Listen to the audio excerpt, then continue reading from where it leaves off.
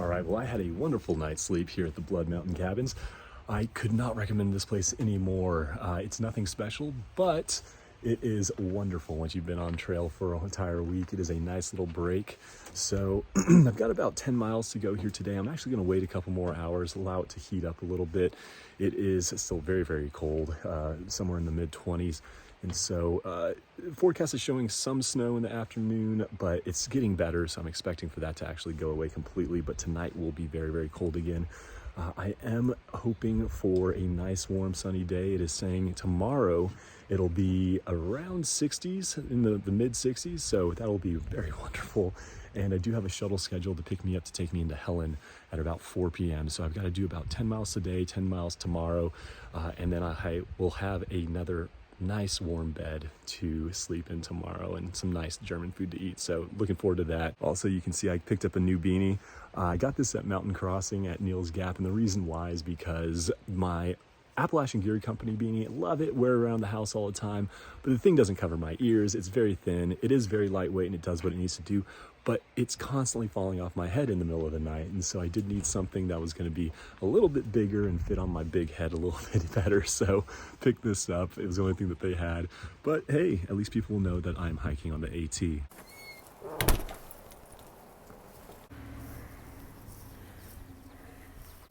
All right, starting back on the AT. Whew.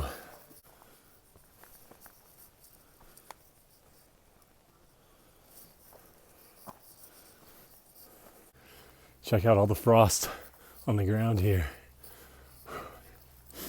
Yeah, not fun. So there's a couple things you have to be conscious of when the weather gets down this low. So obviously you yourself, you want to stay warm while you're hiking, but you also need to make sure that some of your gear stays warm. So for example, your water filter, because the water inside the filter can freeze and expand, it can actually break if it drops below freezing. The other thing that you have to be very conscious of is battery packs. So battery packs will actually completely drain, including your cell phone or any sort of external chargers once it drops this low. And obviously any sort of down products. So your sleeping bag or your puffy jacket, if they get wet, they're basically ineffective, which can really create some very life-threatening situations. So any of the gear that needs to stay warm, make sure you pack it into your jacket very close to your body. And at night, what you want to do is you actually want to put it into your sleeping bag. Typically people put it in the toe box just to keep it warm at night.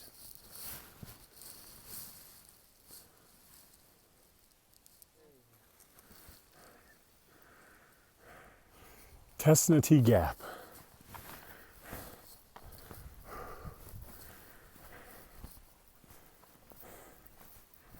All right, well, I got my first little bit of trail magic here today. I'd heard that some folks up on this gap like to come here and give out food, and sometimes even in bad weather, they'll come and pick you up and allow you to stay at their place. Met a woman named Susie here, and she was handing out some McDonald's. So got a sausage biscuit here, which is going to taste amazing. Just want to clarify that my parents did teach me not to take food from strangers, but you know, desperate times.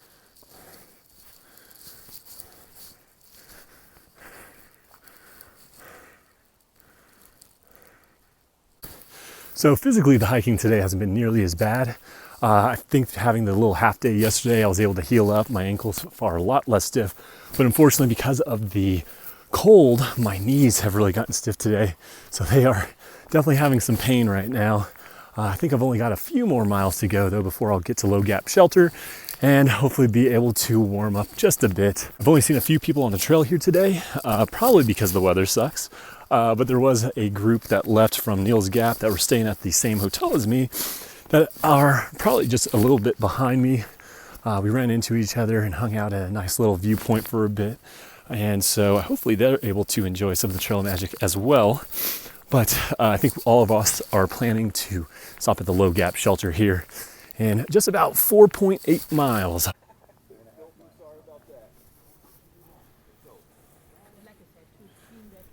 Wow, that was such a treat. A woman named Mitzi, her husband, and another couple, they have been coming out, I guess, since 2015, she said. And boy, they just had a massive spread for us. They had some delicious warm minestrone soup, some coffee, tea, snacks, pasta. I mean, just everything. That was such a wonderful surprise. They're so kind and made sure we were all warm and comfortable. Wow, it's a really cool thing. It's really cool seeing people out here doing that kind of thing just for the kindness of their own heart.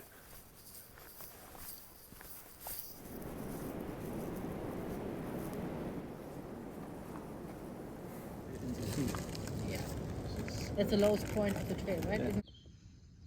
It's ice on my tent. It's frozen. The condensation froze. I am so over this weather already.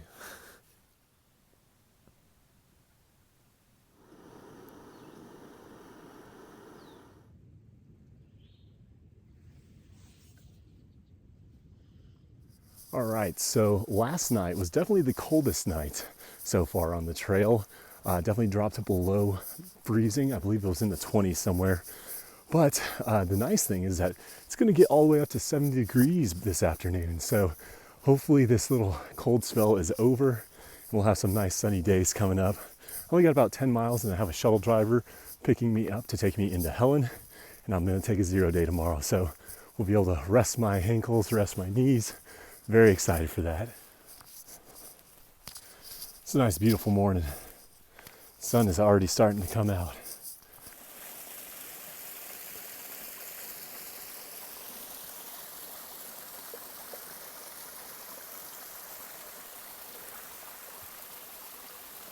The sun is finally coming out, so I am slowly layering down. It feels very, very nice to finally be almost back into a t-shirt again. The weather has been a pain so far on the trail, so while I've been on it, and so it's gonna be nice to finally have some sunshine. Check this out. There's actually icicles that have formed on the little spring. All right, so this part of the trail is a little bit of a scramble. It's been a little tough. Lots of rocks here coming up to the mountain, but as soon as we get over Blue Mountain, it should just be a quick downhill to Unicoi Gap.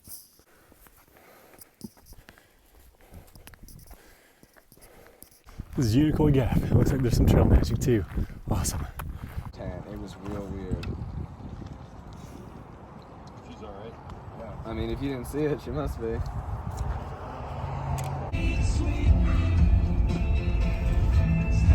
All right, so I just got dropped off by my shuttle driver. Her name was Gracie. She was very, very sweet. I definitely recommend using her if you are needing to get into Helen, which from the Unicoi Gap parking lot there. Really, it's a nice little town. I'm really excited to go explore. It's a nice, beautiful day out. Lots of people are outdoors, I guess because yesterday it was raining all day, but seems like there's a lot to go see and do, and probably a lot of good food around. So looking forward to actually being able to get some real food and not just this, dry trail food. So.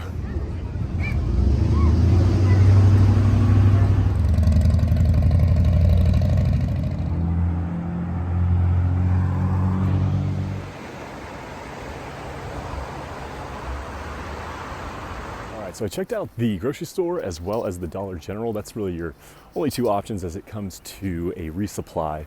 And the Dollar General has a much better selection of hiker food. It's also quite a bit cheaper. So I would highly recommend going to the Dollar General over the grocery store here in Helen, at least.